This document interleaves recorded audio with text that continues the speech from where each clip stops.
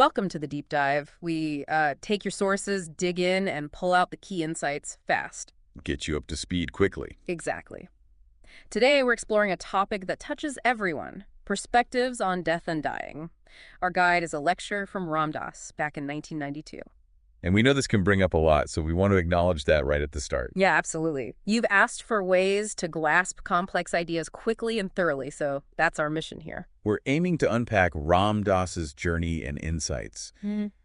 Maybe offer you a different way to, well, be with the idea of death. Okay, so where do we start? Ram Dass really highlights cultural differences, doesn't he? He does, quite vividly.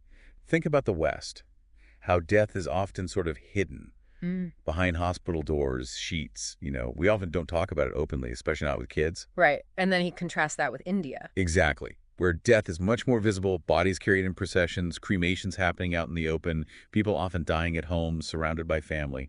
It's integrated into life in a very different way. That difference in just, well, exposure must create such a different feeling around it. No question. He points out that many of us in the West might hit middle age having never really witnessed someone dying.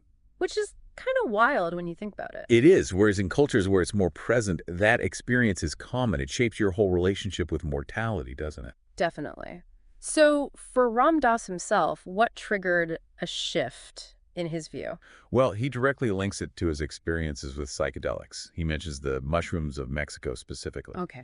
And through those experiences, he felt he connected with, well, a part of himself beyond his usual identity, his roles, his personality, something deeper. He calls it soul, awareness, spirit. Yeah, those kinds of terms. And crucially, this awareness felt like it wasn't tied to being born or dying. It felt separate from that cycle. Wow. Okay, so for someone who was what, a materialist psychologist before that? Exactly. A Harvard professor, very much grounded in the scientific material view. That must have been profoundly confusing. Like, how do you even process that? He admits it was initially baffling.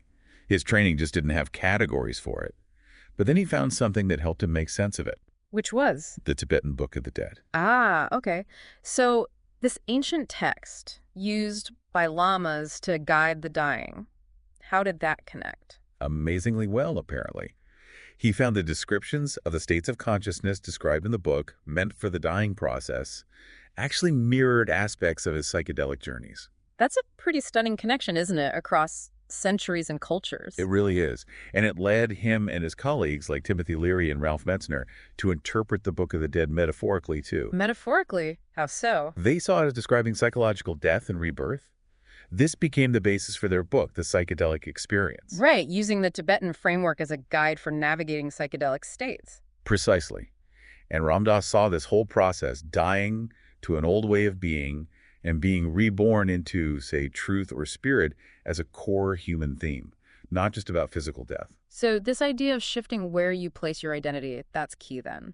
Absolutely central. If you can start to see yourself as more than just your body, your thoughts, your story. Your personality, your job title. All of that. If you can extricate your sense of I from those things, then death starts to look less like an endpoint and more like, well, part of a larger process. And the fear, where does that fit in? He argues the fear comes directly from identifying only with the parts that do die, the body, the ego. If that's all you think you are, then yeah, death looks terrifying. Makes sense. He also brings in another perspective from someone called Emmanuel. Yes, Emmanuel, described as a disembodied being channeled through Pat Rodriguez. Yeah. And Emmanuel had this quite striking take on death. Which was? That it's absolutely safe. Absolutely safe. That's unexpected. And there was an analogy to... Yeah, like taking off a tight shoe. Tight shoe. What's the feeling there? Relief. Exactly. Release. Freedom from the constraints of this physical form, this personality, this whole storyline we live inside. It's letting go of the pinching shoe, That's a powerful image. And it contrasts so sharply with how our medical system often approaches it. Oh, definitely. Ram Dass was critical of that. He saw the medical view often treating death as a failure, a battle lost. The intensive care unit as the temple of life, as he put it, fighting death at all costs. Right. Now, he did acknowledge the value of the hospice movement. That was a huge step forward, providing psychological support, a more humane space. Sure, much needed. But he also saw its limitations. Sometimes, he felt, it had to downplay the spiritual dimension to fit into the existing economic and medical structures, to gain acceptance.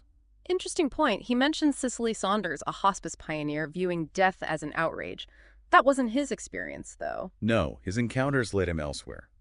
His focus became creating what he called spacious environments for people who were dying. Spacious environments. What does that mean practically? It means creating a setting where the dying person feels safe to explore whatever is happening for them, without being overwhelmed by the fear, grief, or expectations of others, letting them have their own process. And working with the dying was a big part of his own path, wasn't it? A huge part.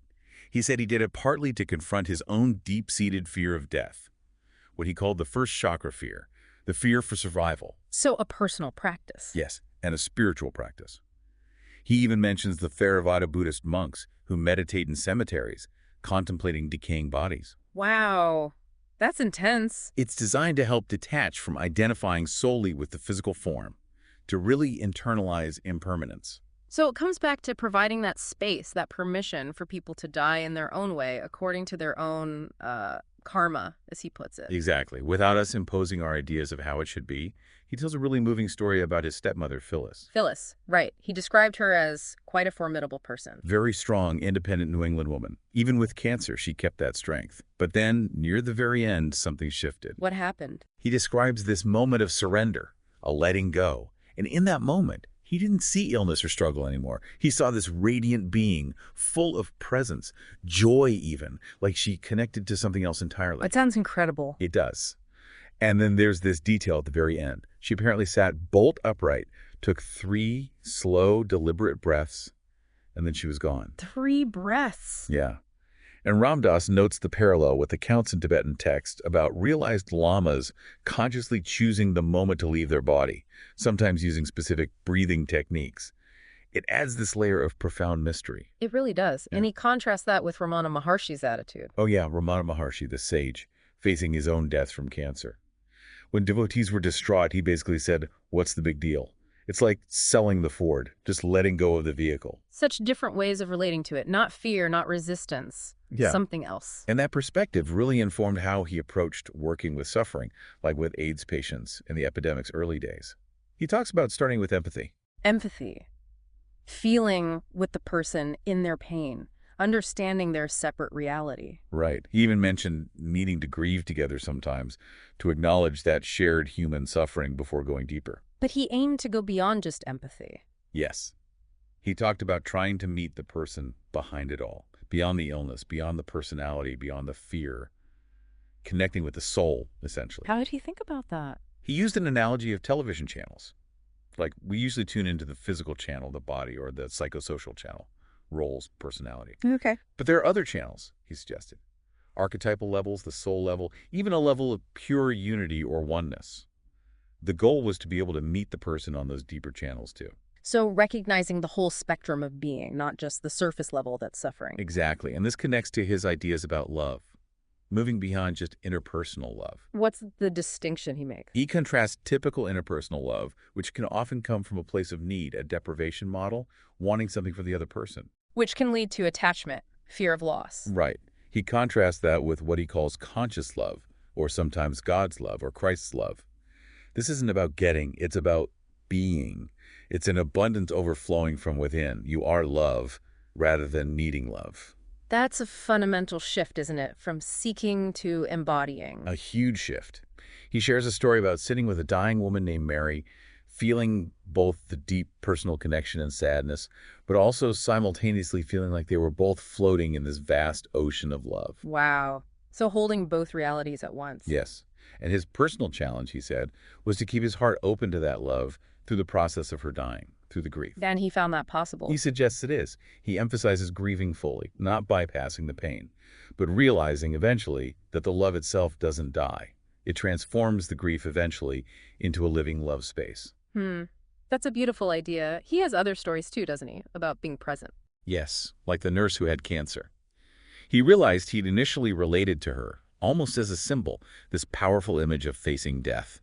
But he had to remember to connect with her, the individual person going through it. Right, not just the archetype. And Kelly, the quadriplegic man. Ah, Kelly.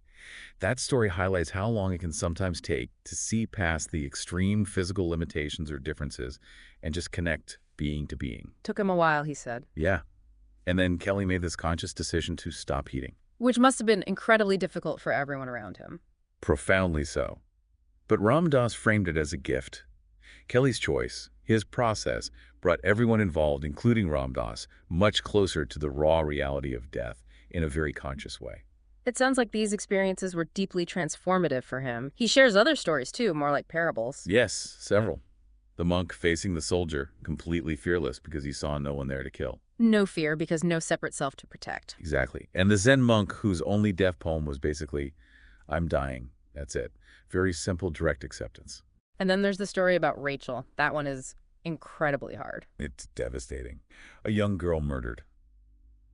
But the focus is on a letter written to her parents, speaking about finding God's love even in that unbearable darkness, about how profound pain can sometimes purify. It pushes the boundaries of how we think about suffering and death. It really challenges any easy answers. These aren't feel-good stories, necessarily. No, they're about finding depth and meaning even in the most difficult circumstances. He also tells the story of the young yoga student. The one who seemed to just leave, entered Mahasamadhi. Right. A conscious exit, according to his guru, who simply said he'd finished his work. It completely bypasses our usual medical or even psychological models of dying. Adds to the mystery. And even small things, like the single red rose at his father's funeral. Falling from the casket right at his feet. He saw it as a little wink from the universe. A sign. Small moments of meaning. So, pulling this all together, what's the practical takeaway? How does he suggest we approach death? Well, he refers back to those Tibetan teachings, the ones describing the elements dissolving in the body at death. He suggests seeing it not as frightening, but as an adventure. To be aware, to watch the process. An adventure, that's a reframe. And he strongly believed that learning to appreciate death is actually key to living fully and joyfully now.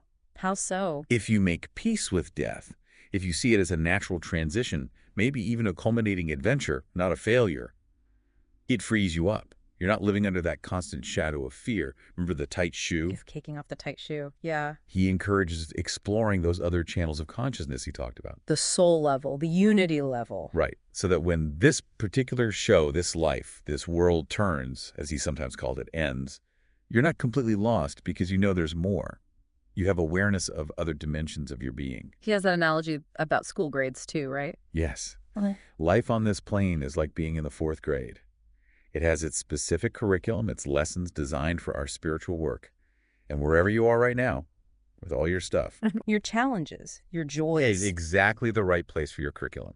It's where you need to be to learn what you need to learn. That's quite accepting. It is. And he follows it up by saying, if someone graduates early from this grade, that's wonderful. Don't mourn them in a way that denies their path.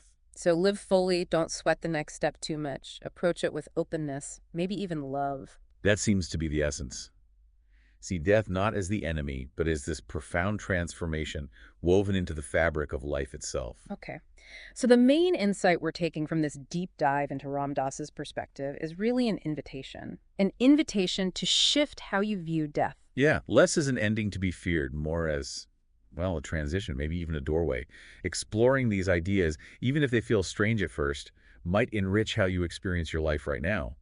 Less fear, perhaps more presence. It definitely gives you a lot to think about, which leads us to a final thought for you, the listener. Building on that tight shoe analogy Ram Dass used, consider this. What tight shoes might you be wearing in your own life right now, metaphorically speaking? What limitations, what old beliefs, what ways of identifying yourself might feel restrictive? What might you be ready to, perhaps, loosen the laces on, or even take off to find a bit more freedom, a bit more space in your own life, well before you face the ultimate transition? Something to ponder.